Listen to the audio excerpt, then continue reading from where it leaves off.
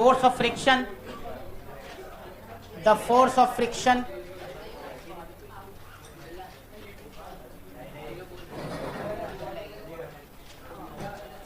which comes into play,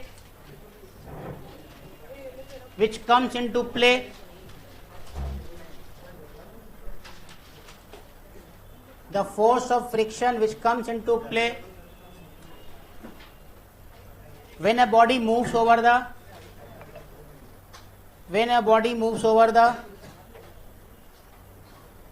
surface of another body,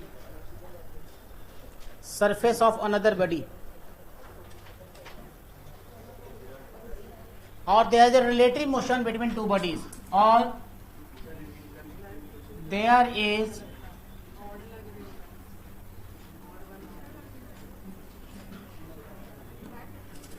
relative motion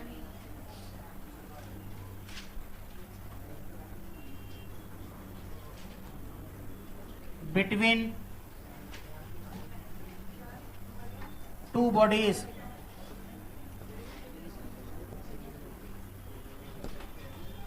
समझ में आई बात क्या बोला मैंने? Kinetic friction, the force of friction which comes into play when a body moves on other surface,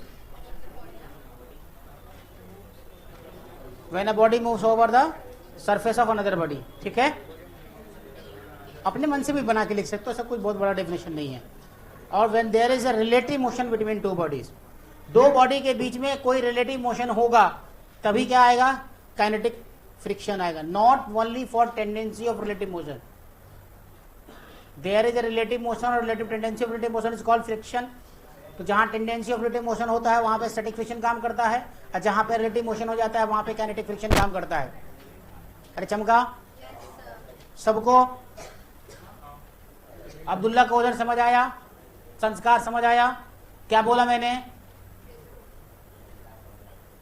फिर से बोलूं? जहां पूछो पहले बोला हाँ सर सब समझ में आया. जब एक बॉडी दूसरे बॉडी पे चलने लगती है तब जो फ्रिक्शन काम करता है वो काइनेटिक फ्रिक्शन कहलाता है. जहां भी फिजिक्स में किन वर्ड आ जाए, KIN, ऐसे तो घर में रिश्तेदार होता है किन का मतलब, है ना, लेकिन फिजिक्स में किन वर्ड आ जाए पहले तो समझ लेना कि किन का मतलब वहां पे मोशन की बात हो रही है. ये याद रखना, किन मतलब मोशन, मतलब कहीं भी किन वर्ड आ जाएगा पहले, प्रीफिक्स बोलते हैं ना पहले को. Kinematics, kinetic equation, kinetic theory of gases, ये सब क्या है? सब मोशन की बात होती है ना. ऐसे नॉर्मल घर में किन का मतलब क्या होता है? रिश्तेदार होता है ना. KIN, किन मतलब रिलेटिव्स होते हैं. हाँ, गूगल है, देख लो. मुझे तो यही पता है 97 से. अभी अंग्रेजी में बोल रहे हैं, मैं उर्दू नहीं बोल रहे थे अभी.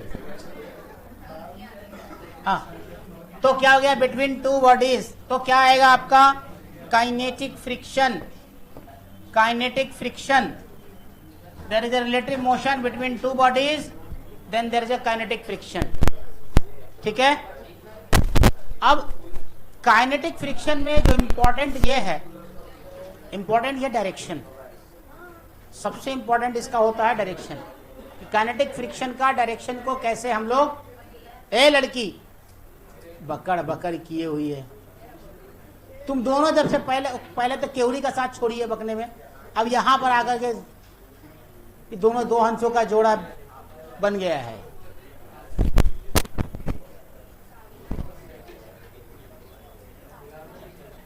तुम लोग कम क्यों हो आज? कुछ बच्चे कम दिख रहे हैं.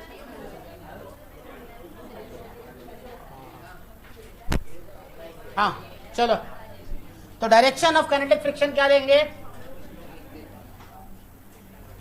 डायरेक्शन ऑफ काइनेटिक फ्रिक्शन, ये इंपॉर्टेंट पॉइंट है जो समझना होता है.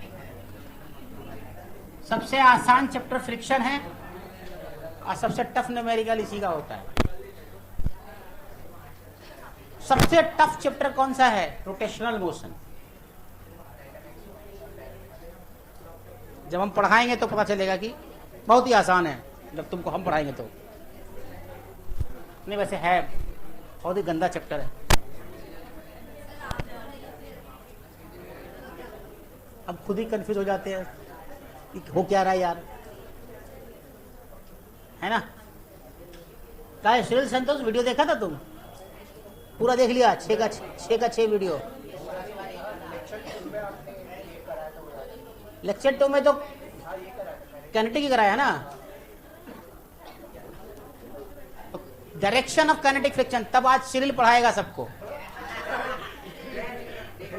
अरे गर्दन क्यों दर्द हो रहा है मेरा? यहां पे दर्द हो रहा है, यहां पे।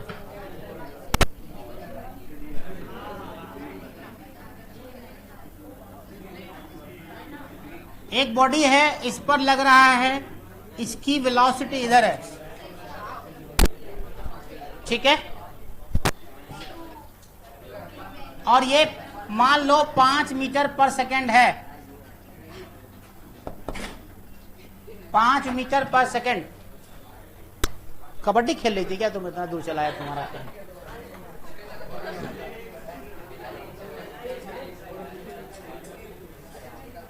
लिख लो एक line, act opposite to the direction of relative motion. Opposite to the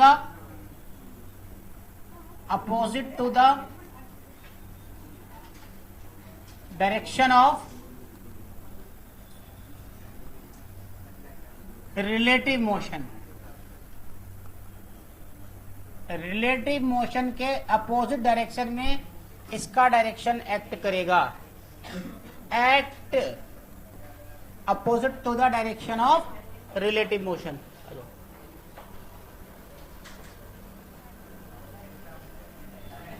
अब देखो इसका फ्री बॉडी डायग्राम थोड़ा सा देखें तो मैं क्या करता हूं, दोनों को अलग अलग कर देता हूं। अर्थ को अलग किया, ब्लॉक को अलग किया। ब्लॉक किधर जा रहा है? 5 मीटर पर सेकेंड से इधर जा रहा है। अगर चीटा बन के अर्थ पे खड़े हो गए, ठीक है, यहां पे जाइना है और ये देख रही है खड़े होके इसको, सही है। तो यहां से खड़े होके देखने पे ये किधर जाता हुआ दिखेगा? ये जाइना को किधर दिखेगा? जुबिया किधर जा रही है? ठीक है, हाँ ठीक है, कोई बात नहीं है। मतलब तुमको जुबिया का नाम पूरा देखना था, पूरा लिखा हुआ है ना। तो ये देख रही है कि ये जा रही है, तो किधर जा रही है? इधर जाता हुआ दिखेगा। इसका मतलब यह है कि अगर अर्थ पे बैठकर इस बॉडी को देखोगे तो ये बॉडी इधर जाता हुआ दिखेगा, तो काइनेटिक फ्रिक्शन इधर काम करेगा, Fk, सही है। और अगर जुबिया इसको देखेगी जमीन को, तो जमीन किधर जाता दिखेगा? इधर। तो इसका मतलब जमीन पे इधर Fk लग रहा होगा। किसको किसको समझ नहीं आया? लगातार जो बात करते हुए मिलेंगे वो बाहर जाएंगे, और आरिस सबसे पहले बाहर जाएगा। समझा? ये कहानी समझ आई? किसको नहीं आई? हाँ, फिर जायज है। देखो, हाँ, अब जो बच्चा सीरियस है, अगर वो पूछेगा नहीं समझ में आए तो जायज बात है। अब जुबिया बोलेगी तो फिर तुम जायज तो मानेंगे नहीं। कुछ चीजें हमारे जिंदगी में हलाल हराम होती हैं, समझा। तो ये हलाल है, इसका पूछा जाना। अरे तो बिना मेहनत के कोई चीज हराम की ही मिलती है ना। आज सुनो, मैं बता, बॉडी है ये चल रहा है, इस पे, इस सरफेस पे चल रहा है। बकलोला सब पीछे बैठ करके एकदम से। हाँ, तो क्या हुआ? ये चलेगा इधर। जब ये चलेगा तो मान लो कि तुम इस पर कोई ऑब्जर्वर बैठा हुआ है, जमीन पे खड़ा हुआ है, तो इसको किधर ज्यादा दिखेगा? इधर ज्यादा दिखेगा। इसका मतलब यह है, मैंने बोल दिया ना, opposite to the direction of relative motion. इसका मतलब इस जो रिलेटिव मोशन हो रहा है इसके कॉम्पेटिबली किधर जा रहा है, इधर जा रहा है, इसका मतलब इसका अपोजिट में काम करेगा। अब मान लो कि इस पे जाके बैठ गया कोई, ठीक है, और इस पर से जमीन को देखेगा, क्योंकि जमीन किधर जाता दिखेगा, पीछे की तरफ। गाड़ी के सबसे पिछली सीट पे बैठ गया तो तुमको बस के सबसे पिछली सीट पे जाके बैठ जाओ तो तुमको क्या दिखता है कि जमीन पीछे जा रही है ना। तो जमीन पीछे जा रही है, इसका मतलब जमीन पे किधर फ्रिक्शन लगेगा। समझ आई बात, क्लियर है। इसको जल्दी से लिख लो, लिख लिया। इस एग्जांपल में 5 मीटर पर सेकंड से नीचे वाली बॉडी चल रही है, ऊपर वाली 3 मीटर पर सेकंड से। आपको direction of kinetic friction draw करना है। संस्कार, थप्पड़ मारेंगे ना तो ठीक हो जाओगे। आगे देखो, इधर शैतान सबके बगल में बैठ गया है, बतिया रहा है खाली बैठ गया बस। हाँ हाँ, तो क्या हो गया, इधर गया 5 मीटर पर सेकंड से, तो ये इधर आपको दिखेगा। अब इस पे जाके बैठ गए तो ये इसको इधर दिखेगा। यहां से बैठ के इसको देखो, किधर जाता दिखेगा, पीछे जाता दिखेगा। पीछे जाता दिखेगा ना, क्या आगे। तुम यहां बैठ गए, 5 मीटर पर सेकंड से लिया तुमने ऊपर वाले को, नीचे वाले को, हाँ ठीक है। तो क्या हो गया, यहां बैठ के इसको देखोगे तो ये तो ज्यादा से जा रहा है, तो ये तुमको पीछे से दिखेगा, इसका मतलब फ्रिक्शन यहां लगेगा, ठीक है। अब यहां से उछल के इस पे चले गए, तो इस पे जब उछल के चले जाओगे तो ये तो कम से है ना, ये तुमको कहां जाता, आगे जाता दिखेगा, इसका मतलब इससे फ्रिक्शन एक लग रहा है इधर। समझ आया, ठीक है। इसको उलट दो एक बार तुम्हारे प्रैक्टिस के लिए।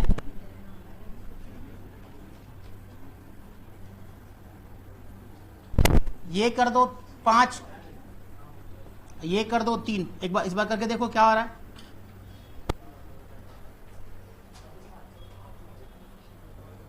हाँ, तो ये समझ आया, ये आ गया समझ में। तुम चाहो तो इसका न्यूमेरिकल नंबर डाल सकते हो, FK1, FK1, FK2 और FK2, सरफेस 2 और सरफेस 1 के लिए, ठीक है।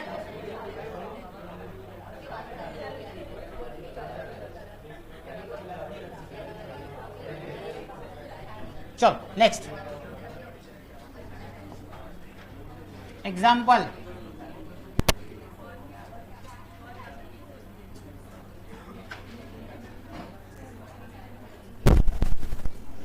ऐसे दिख रहा है, एक तुम्हारा 3 और एक तुम्हारा 2, कोई सा भी ले लो।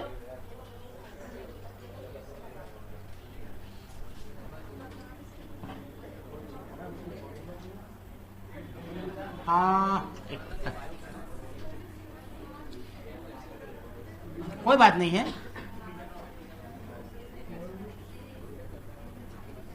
ये 3 है, ये 2 है। अब बना बात है, उसको उलट के बना सकते हो, ऐसा कोई दिक्कत नहीं है, तुम्हारी मर्जी है, बनाने में क्या दिक्कत। जल्दी से बताओ मेरे को।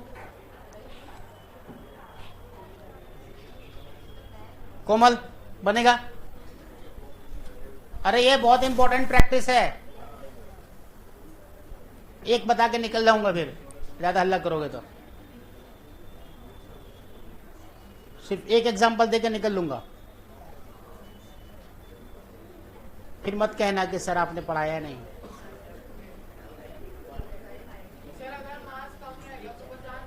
मांस वास की बात अभी नहीं कर रहा हूं मैं, छोड़ो उसको। काहे के लिए मांस, मांस कितना भी रहे, हम बोल रहे हैं कि इधर जा रहा है। छोटा बच्चा तुमसे तेज दौड़ सकता है कि नहीं दौड़ सकता है? हाँ? मांस की बात की है क्या मैंने?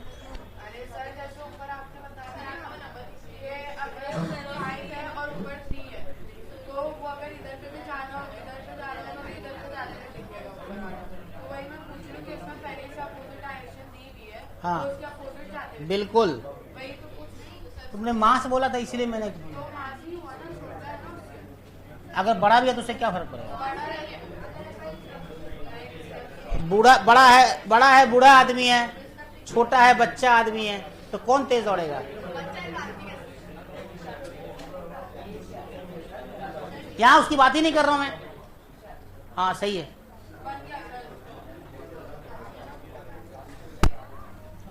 सिंपल सा है, इसको बैठ के देखिए, यहां से बैठ के देखिएगा तो ये आपको इधर जाता दिखेगा, तो इसका मतलब है कि Fk1 यहां लगेगा। अब इसको यहां बिठा दिया, इसको यहां बिठा दिया और यहां देखा, जब यहां देखा तो ये किधर जाता दिखेगा, इधर जाता दिखेगा, है ना, इधर ज्यादा दिखेगा ना, फ्रिक्शन Fk2 यहां लग रहा है, ठीक है। और जब यहां बैठ जाएगा तो ये बॉडी किधर ज्यादा दिखेगी, इधर ही दिखेगी ना, और ज्यादा दिखेगी इधर ज्यादा जाते हुए, तो जब और ज्यादा दिखेगी तो फ्रिक्शन कहाँ लग जाएगा, Fk2 इधर लगेगा। तो दो सरफेस पे दोनों का डायरेक्शन सेम, ठीक है। चल नेक्स्ट, सर बोलो, गौर से देखो और समझो। एग्जाम्पल,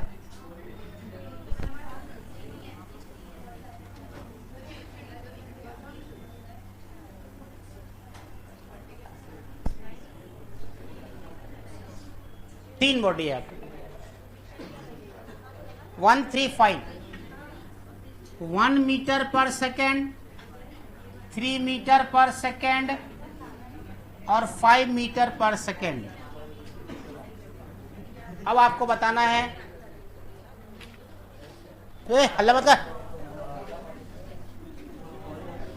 1 2 3 बॉडी, 3 बॉडी है ना। और ये अर्थ यहां पर बैठ गए और यहां से चेक किया इसको तो ये इधर जाता दिखेगा, तो यहां पे फ्रिक्शन यहां लगेगा Fk1 और एक Fk1 यहां लग जाएगा।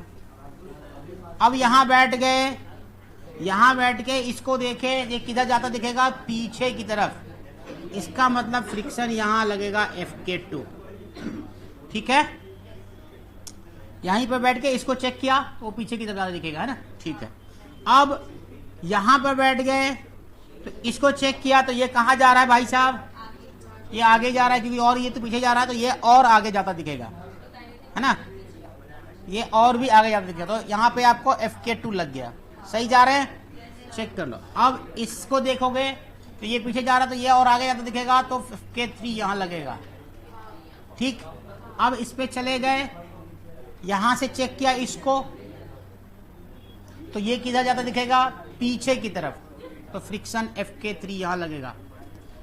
चेक कर लो सही है कि नहीं, मैंने सही बनाया कि कुछ गलत, सही है ना।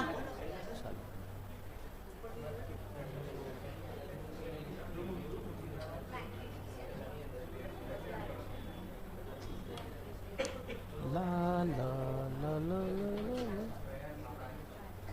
ला, हल्ला क्यों करता है तुम लोग,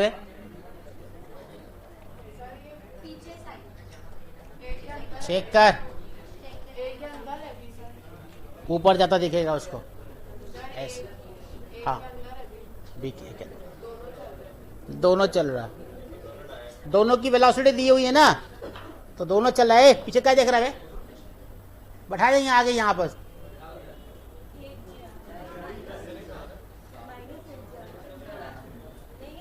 ऐसे भी लड़कियों के बीच में जगह खाली है, बैठा देंगे वहीं पर, तो सब आवाज बंद हो जाएगी उसके बाद।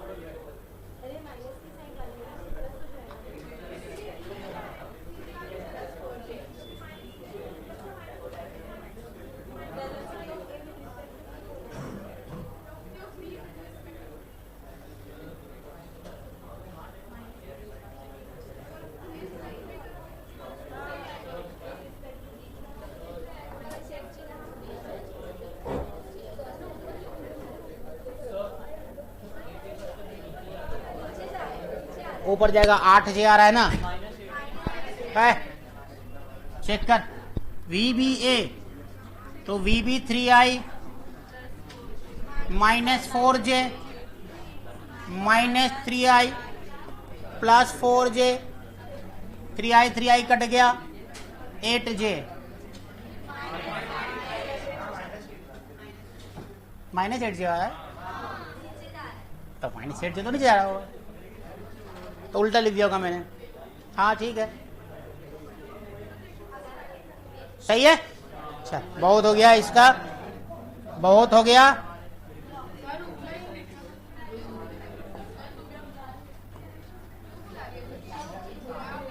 क्या हुआ? हाँ बोलो।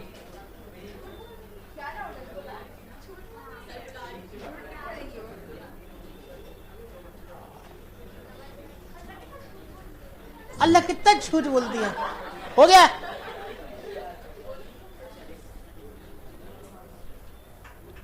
चल अबे संस्कार, अरे तू पढ़ने आया है कि क्या करने आया है? पढ़ो बैठ के, खाली टाइम पास कर रहा है बैठ। चलो नेक्स्ट करो। Magnitude of kinetic friction, direction was very very most important thing. अब आगे आ जाओ, मैग्नीट्यूड ऑफ काइनेटिक फ्रिक्शन। ये क्या होगा भाई, कैसे होगा? सेम चीज होगा जो था स्टैटिक फ्रिक्शन में। एफ के जो है वो डायरेक्टली प्रोपोर्शनल टू है नॉर्मल के। एफ के किसके प्रोपोर्शनल है? नॉर्मल के।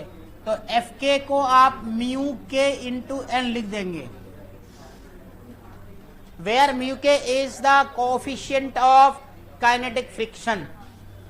म्यू के क्या है?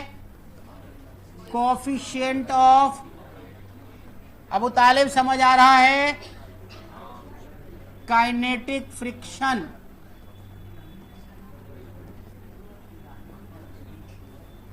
कोएफिशिएंट ऑफ काइनेटिक फ्रिक्शन, सही है?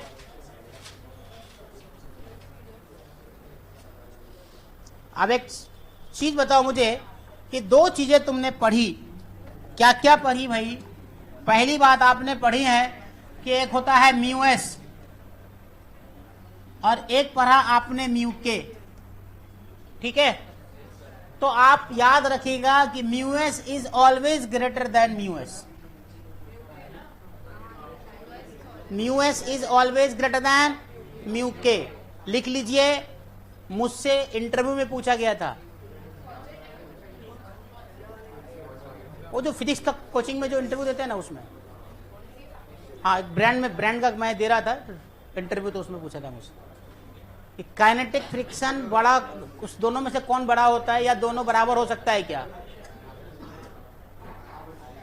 तो mu s is always greater than mu k, ठीक है? याद लिख लेना वहां पे, mu s is always greater than mu k. Mu s is always greater than mu k, ठीक है? रट जाओ, mu s is always greater than mu k. किस पे डिपेंड करेगा ये? Nature of material. Depends on nature of material. Nature of material, material, सही है?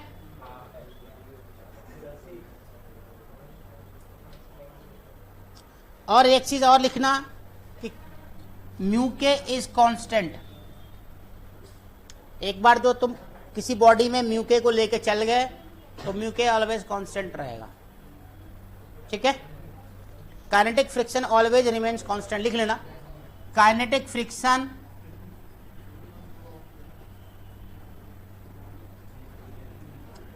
Always remains constant, always remains constant, constant होता है, ठीक है? अरे छापा, छापने के लिए जो आया वो छापो यार जल्दी जल्दी। जो पढ़ने आया वो पढ़ लें। क्या निकालना है? एक्सीलरेशन। म्यू एस दिया हुआ 0.5, म्यू के 0.4 और बॉडी है 10 kg का। अब आपको बताना है कि इस बॉडी में एक्सीलरेशन कितना होगा।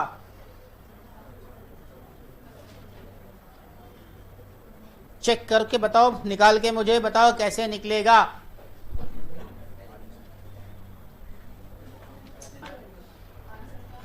6। देखो इसका बनाओ डायग्राम, तो यहां लग रहा है 100,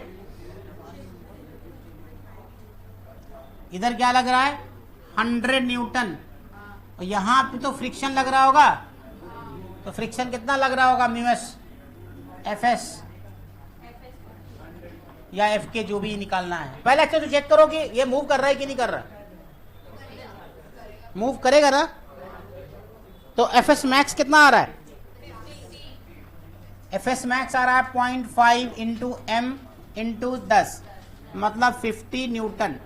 तो और है 100 न्यूटन अप्लाइड फोर्स, इसका मतलब बॉडी मूव कर रही है। अब बॉडी मूव कर रही है तो यहाँ पे स्टैटिक फ्रिक्शन काम नहीं करेगा, कौन काम करेगा, काइनेटिक। तो काइनेटिक फ्रिक्शन निकाल दो, काइनेटिक फ्रिक्शन निकालोगे 0.4 into 10 into 10 that is 40 Newton.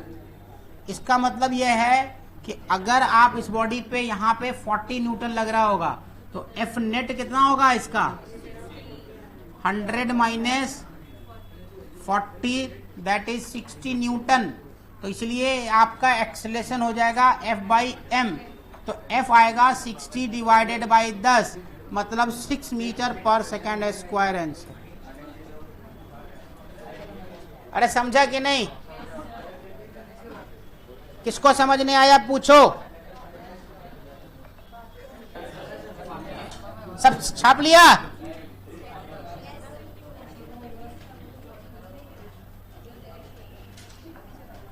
एक एग्जाम्पल है, अच्छा यही एग्जाम्पल, इसी एग्जाम्पल की बात मैं कर रहा था ना। हाँ, इसी पे कुछ मतलब एक चीज चेक करना है। देखो ये तुम्हारा 10 केजी का मास है,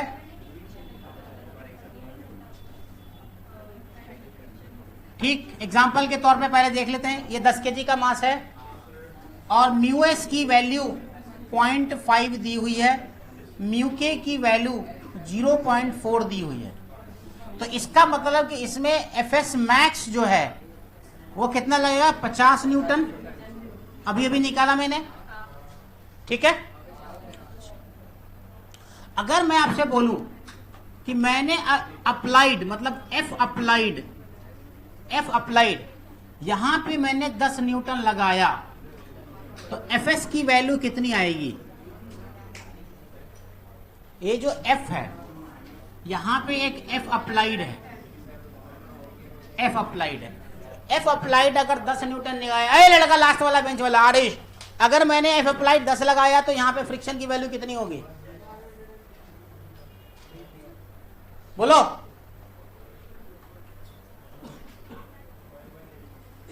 जूता देखा मेरा, बहुत पुराना भी हो गया है, 1 साल हो गया, धूल जमा हुआ अच्छे से, सारा पीठ पर झाड़ देंगे तुम्हारे। पढ़ने टाइम में दिमाग पता नहीं किधर लगाया रहता है ही नहीं, भेजा है ही नहीं, तो सबसे आखिरी में खड़ा था लाइन में। कितना होगा,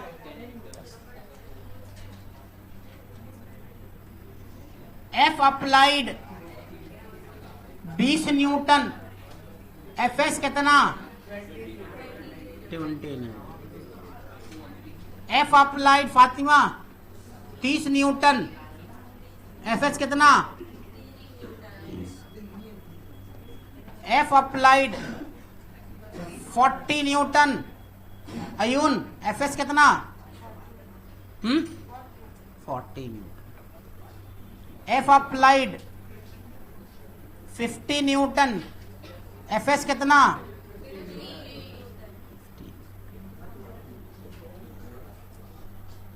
अब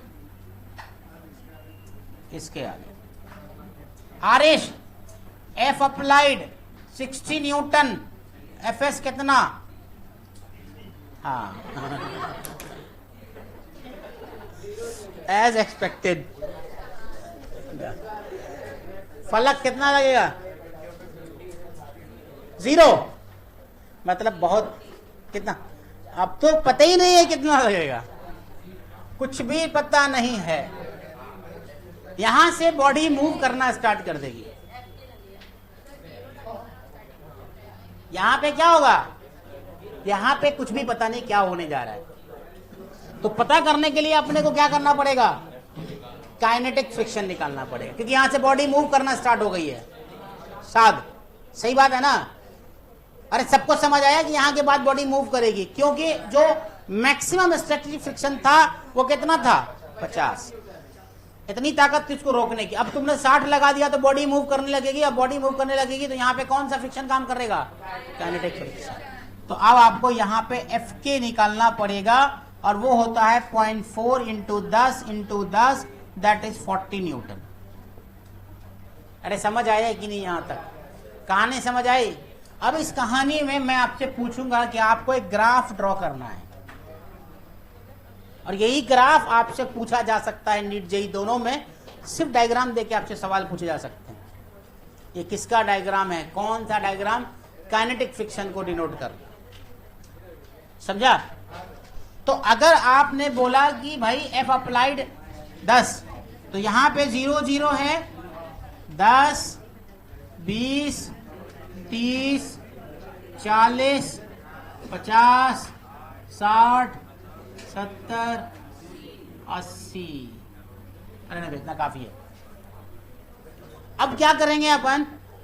यहां से चेक करना है कि अप्लाइड फोर्स और फ्रिक्शन में क्या रिलेशन दिख रहा है। ठीक है?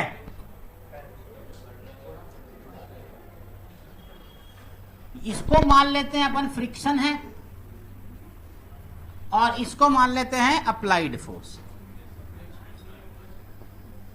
अप्लाइड फोर्स, और अप्लाइड फोर्स भी ले लो 10 20 30 40 50 60 70 80। 70 तक 60 तक लिया तो 60 तक रखो। अब देखो 10 था तो 10, सही है ना? 20 था तो 20, 30 था तो 30। ये स्ट्रेट लाइन है, थोड़ा सा ड्रॉ करने में गड़बड़ हो रहा है। 40 था तो 40, 50 था तो 60 था तो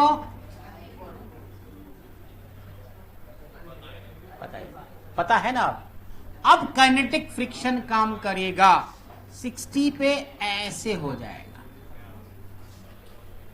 गिर गया ना फ्रिक्शन की वैल्यू, कुछ ऐसे गिरेगी। और मैंने बोला था ना काइनेटिक फ्रिक्शन ऑलवेज कांस्टेंट होगा, तो अब काइनेटिक फ्रिक्शन कुछ ऐसा काम करेगा 40 पे। देख लो लगातार 40 पे जा रहा है, और kinetic friction is always constant. समझ आया है यहां तक? किसको नींद आ रही है? तुमको नींद आ रही है? कितना किलो चावल खाया घर पे सुबह सुबह? हाँ तुमसे ही बोल रहे हैं। हाँ सुबह सुबह पोहा खा के आई थी क्या? सुबह में दूध पी के आई थी? दूध पोहा खा के मत आया करो, नींद आती उससे। जमीन के नीचे की कोई भी चीज को सुबह सुबह मत खाया करो।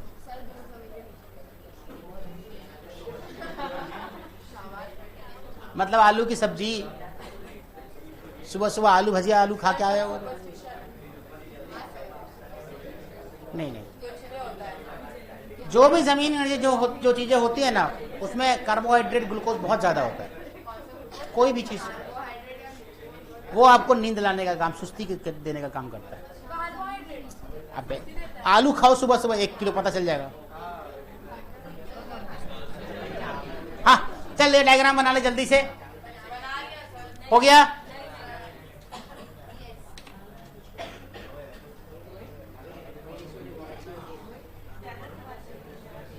तो ओवरऑल फ्रिक्शन जो है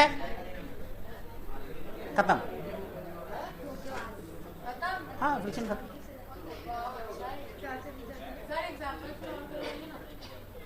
फ्रिक्शन खत्म। अब आप इस पर बनाएंगे न्यूमेरिकल लगातार 2 दिन तक। हाँ आज ही खत्म कर देते हैं। एक दिन और 1.5 घंटे का क्लास मिलेगा तो उसमें थोड़ा बहुत और न्यूमेरिकल करा देंगे। और नया चैप्टर रे ऑप्टिक्स।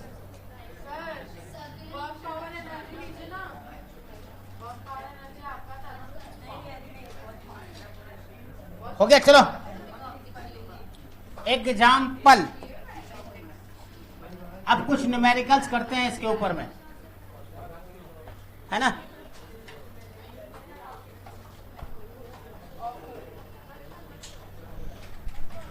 ये 5 kg का तुम्हारे पास एक फोर्स लग रहा है जो 20√2 न्यूटन का है और एंगल 45 डिग्री है, और इधर 10 न्यूटन का फोर्स लग रहा है और इसका एंगल 37 है।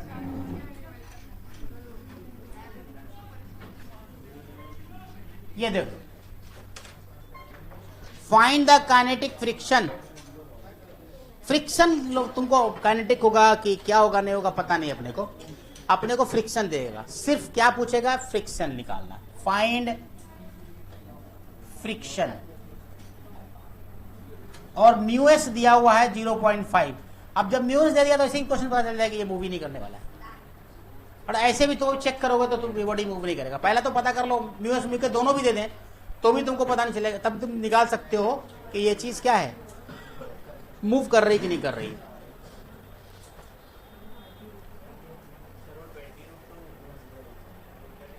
(20√2) इसलिए दिया कि ताकि आसानी हो तुमको कैलकुलेशन में, और दूसरा कोई मकसद वो उसको देने का नहीं है। 20√2 इसलिए दिया क्योंकि cos और sin 45 का 1/√2 होता है, तो √2 कट जाएगा, इसीलिए 20 हो जाएगा। हाँ फोर्स है ना, न्यूटन लिखा हुआ ना उसके पास में। अच्छा नहीं लिखा हुआ, हाँ तो फोर्स है वो। F बराबर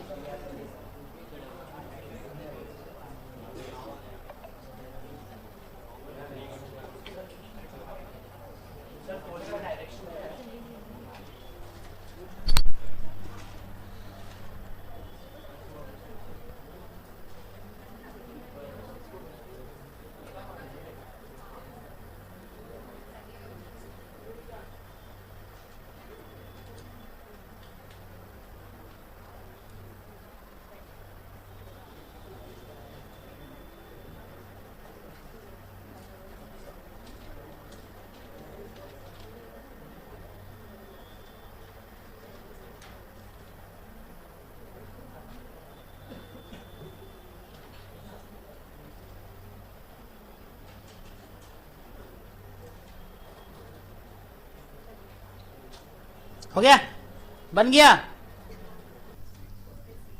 यहां 10 cos 37, यहां 10 sin 37, ये आ गया 8 ना, ये आ गया 6। और कुछ फोर्स लग रहा है क्या, इधर 5G है ना, और इधर एक फोर्स और लग रहा है, नॉर्मल। सही है। तो इस डायग्राम को दोबारा अगर ड्रॉ करोगे, यहां पे अगर ड्रॉ करते हैं तो तुमको क्या क्या फोर्स लग रहा है। अप्लाइड फोर्स किधर लग रहा है, इधर लग रहा है 8 और इधर लग रहा है 20। लग रहा है कि नहीं लग रहा है, कुछ ध्यान दे रहे हो क्या अहमद? क्लियर है कशान, समझ आया? 20 और 8 कहां से आया? 8 तो ऑलरेडी इसका है, अब 20 यहां पला, दोनों तो इसी पे लग रहा है ना, सीधा इस डायरेक्शन। इधर क्या लग रहा भाई, 5G मतलब 50 है, और कुछ लग रहा है क्या नीचे, 20। कुछ गलत बन रहा है क्या मेरे से? ऊपर लग रहा है n+6, n और 6, यही है, और तो कोई फोर्स नहीं है। अब इससे तुम देखो कि अप्लाइड फोर्स क्या लग रहा है, फ्रिक्शन फिर इस पर कितना लग रहा है, फ्रिक्शन चेक करके देख लो। पहला चीज क्या चेक करोगे, नॉर्मल की वैल्यू निकालो। अप्लाइड फोर्स तो 28 लग रहा है, एफ अप्लाइड कितना है, F applied 8 + 20 that is 28 newton. सही है। अब यहां चेक करो, n+6 that is equal to 50 + 20 that is 70। तो n की वैल्यू आ गई आपको 70 - 6 मतलब 64 न्यूटन। 64 न्यूटन, ठीक है, n की वैल्यू आ गई। तो Fs मैक्स कितना लग रहा होगा इसमें, 0.5 m इंटू जी, कितना आया 10 हो गया, 10 ने 10 को मार डाला 25। क्या है यार, कुछ गलत आ रहा है क्या? कुछ गलत आ रहा है क्या?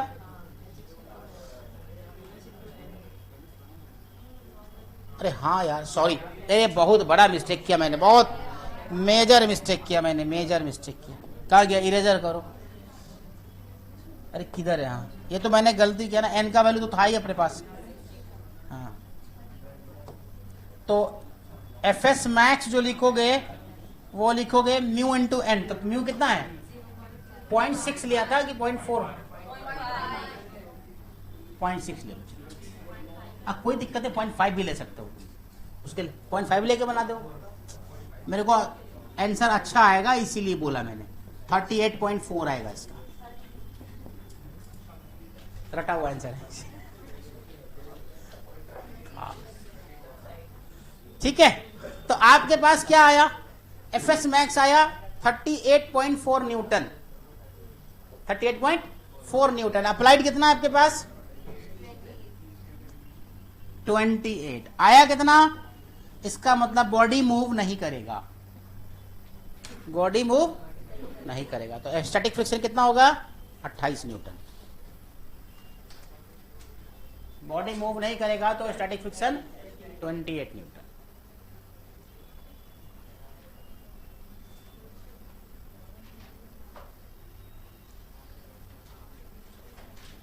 समझा कि नहीं? इस प्रॉब्लम को समझा कि नहीं समझा? क्या बोलते हो जोआ? सबसे पहले इस प्रॉब्लम में आप इसका एफबीडी बनाइए। ठीक है, आपने एफबीडी बनाया तो आपने देखा कि यह ब्लॉक है, इस ब्लॉक पे आपको एक ये फोर्स काम कर रहा है, एक ये फोर्स काम कर रहा है। तो इन दोनों फोर्स का मैंने क्या करा? रिजॉल्व कर दिया दोनों फोर्स को। ठीक है, तो रिजॉल्व किया तो देखा कि इधर भी 20 न्यूटन बन रहा है, इधर भी 20 न्यूटन बन रहा है। 20 न्यूटन कहां से आया वो देख लो। इसको आपने क्या करा? 20√2 cos 45 डिग्री। अब cos 45 की वैल्यू कितनी होती है? 1/√2। तो 1/√2 से √2 कट जाएगा तो 20 बचेगा। यहां भी क्या होगा? इधर जो निकालोगे तो 20√2 sin 45। तो ये देखो 20 और 20 और ऐसे भी ध्यान दो, 20√2 है तो वो 20 और 20 का ही 20√2 आता है। 2√2 है तो 2 का ही 2√2 आता है ना? तो ये 20√2 और 20√2 आ गया। ठीक, अब इस वाले का भी रिजॉल्व करोगे तो इस वाले को रिजॉल्व करोगे तो एक होगा 10 cos 37, एक 10 sin 37। तो 10 sin 37 मतलब 10 इंटू 3/5। sin 37 की वैल्यू 3/5 होती है ना? अब cos 37 की 4/5। याद है कि नहीं ये सब? नहीं याद है तो हमेशा ऐसा ट्रायंगल, मैजिक ट्रायंगल मैंने बेसिक मैथ में ही सिखाया था आप लोगों को। ये होता है 3, ये होता है 4, ये होता है 5। अब cos थीटा, sin थीटा और tan थीटा लिख सकते हो, यहां से लिख सकते हो कि नहीं?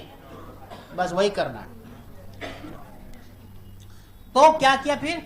ये सारे फोर्स लिख दिए। अब इस सारे फोर्स को इस पर मैंने चेक कर लिया कि किधर किधर लग रहा है। 20, 8 इधर लग रहा है और 20 भी इधर लग रहा है। ठीक है, तो 20 और 8 को एक जगह लिख दिया। और ऊपर में n लग रहा है और 6 लग रहा है तो n और 6 लिख दिया। नीचे 5g लग रहा है तो 5g लिख दिया 50। और नीचे एक और फोर्स लग रहा है, क्या चीज? 20। और always n is not equal to mg। जो गलती अभी जस्ट मैं कर रहा था वही गलती मैं दोबारा कर रहा था। तो n की वैल्यू हमेशा mg के बराबर नहीं होती है, n की वैल्यू को निकालना पड़ेगा। ठीक है, इस कंडीशन में तो आपने n की वैल्यू यहां से निकाल दी 64। क्यों निकाला n की वैल्यू? n + 6 दैट इज कि कौन बैलेंस कर रहा है? 50 + 20 को, है ना? नीचे वाला और ऊपर वाला बैलेंस कर रहा है दूसरे को। तो आपने ये करा, यहां से आपको n की वैल्यू निकल गई और उसके बाद आप एफ एस मैक्स आप निकाल दो। तो म्यू इंटू n होता है, तो म्यू की वैल्यू 0.6 और n की वैल्यू 64, 38.4 आता है।